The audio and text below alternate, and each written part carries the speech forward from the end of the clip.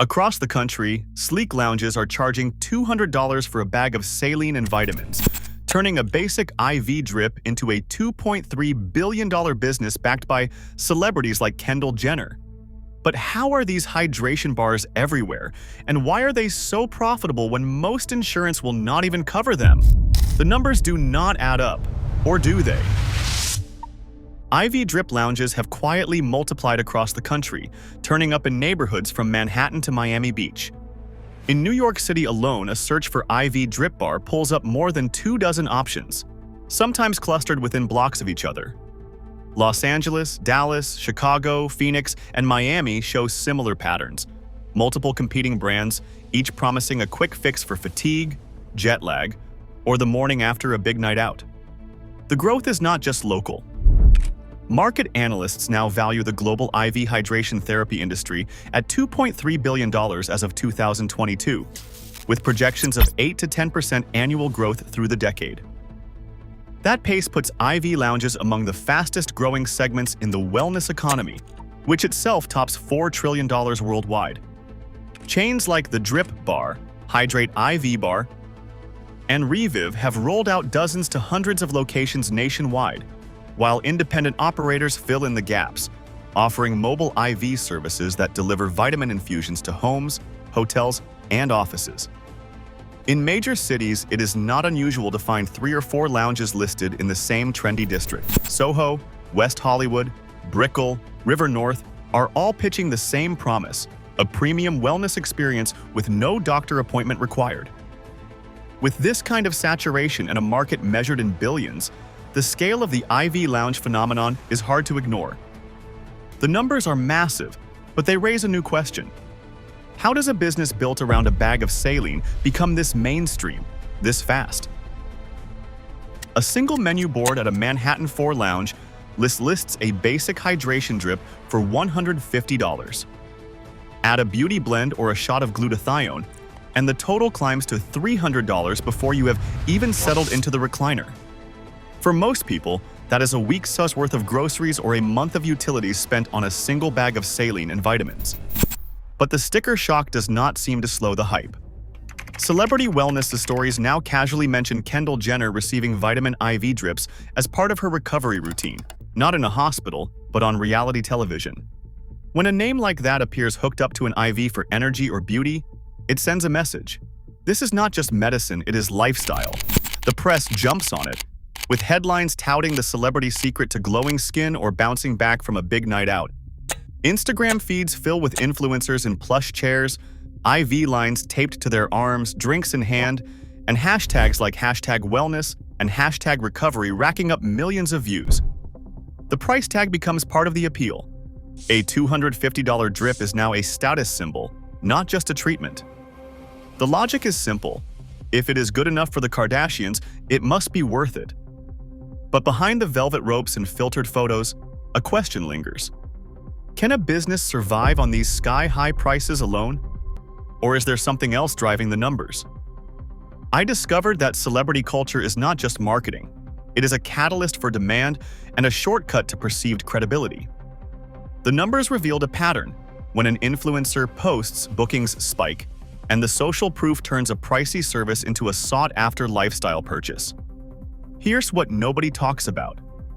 The celebrity image masks a business puzzle. High prices create prestige, and prestige attracts a certain crowd. That crowd is willing to pay for the experience, the photograph, and the association with a celebrity moment. So the market puzzle is simple to state but hard to parse. On paper, the cost of supplies looks small. In public, the story looks glamorous. The real question is how those two things fit together, and whether the business can turn a handful of celebrity posts into durable revenue. The next part of this investigation breaks down the numbers and shows how the economics beneath the glamour make this industry surprisingly resilient. I discovered that every IV drip lounge runs on a stack of fixed and variable costs that add up fast, long before a single vitamin bag is sold. Rent comes first. Prime locations in city centers or trendy neighborhoods command $5,000 to $15,000 a month. That covers the storefront, but not the staff. By law, every lounge needs licensed medical professionals on site.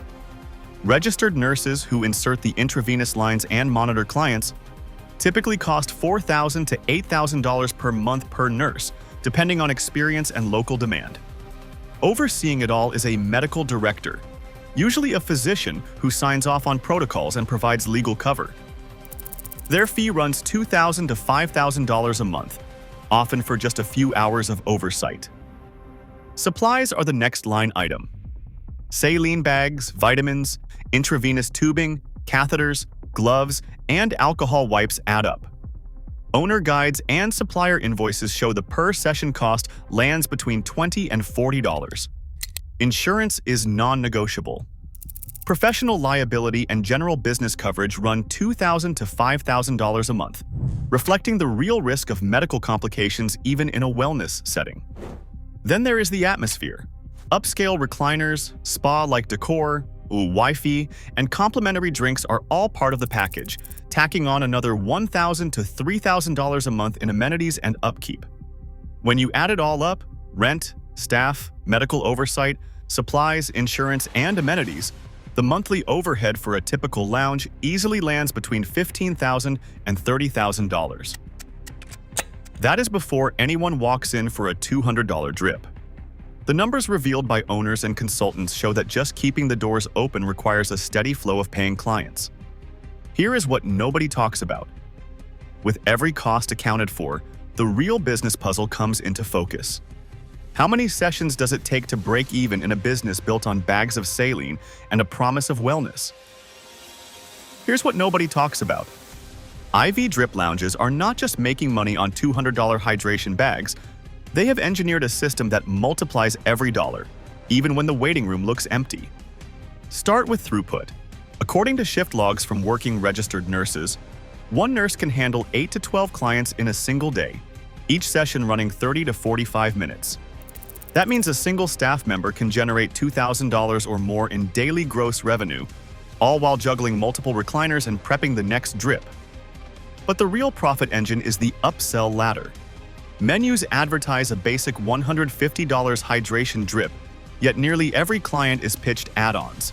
$50 for glutathione, $30 for extra vitamins, $75 for the beauty blend. That pushes the average ticket to $250, sometimes $400, especially for first-timers drawn in by influencer codes. Membership tiers are the next lever. Many lounges push monthly plans from $500 to $1,500, guaranteeing recurring revenue whether or not clients show up. One franchise analyst described the model as Peloton for IVs, steady cash flow, high retention, and VIP perks that keep the most profitable customers locked in. Then there is the influencer funnel. Instagram partnerships and sponsored posts drive booking spikes. Lounges report that 20% of new clients arrive after seeing a local micro-influencer hooked up to a drip. The marketing math is simple. A single viral post can fill a week of appointments. Behind it all sits the legal envelope. Most lounges operate under a medical director's license, but the doctor is rarely on site. Nurses do the hands-on work, following standing orders signed off remotely. As one registered nurse put it, "The doctor's name is on the door, but I am the one starting every IV." I discovered that the combination of high-margin upsells, recurring memberships, influencer-driven demand, and off-site medical oversight creates a profit machine that looks nothing like a traditional clinic. The numbers revealed how these revenue levers add up in ways that an empty lobby never reveals. I discovered a warning the FDA issued in 2018. Inspectors walked into a Dallas-based IV bar chain called IV Bars and found staff mixing vitamin infusions in conditions the agency described as unsanitary. The official warning letter labeled these drips as adulterated drugs, citing failures in sterile technique and missing patient prescriptions. 4 years later, Drip Hydration, a mobile IV service, received a similar letter. Their so-called wellness drips were marketed for serious conditions like COVID-19. The FDA classified them as unapproved new drugs produced in unsafe environments. The numbers revealed a pattern of regulatory concern and enforcement. Insurance companies routinely deny coverage, classifying elective IV therapy as not medically necessary. Federal and state documents show growing oversight pressure, especially when businesses cross the line from spa to drug manufacturer. Here is what nobody talks about: the legal and medical risk that often lives behind the Instagram images. Emergency physicians see the fallout firsthand. In Florida, a boutique IV clinic triggered a CDC investigation after several clients developed bloodstream infections with Pseudomonas, a bacterium more common in intensive care units than wellness lounges. Literature reviews show no strong evidence that elective IV vitamin therapy benefits healthy people, but the risks are real: infection, air embolism, and dangerous electrolyte shifts. Yet, satisfaction surveys often report glowing reviews. As one ER doctor put it, "People love the experience, even if the science is thin." It is a paradox: high risk, high ratings, and little proof.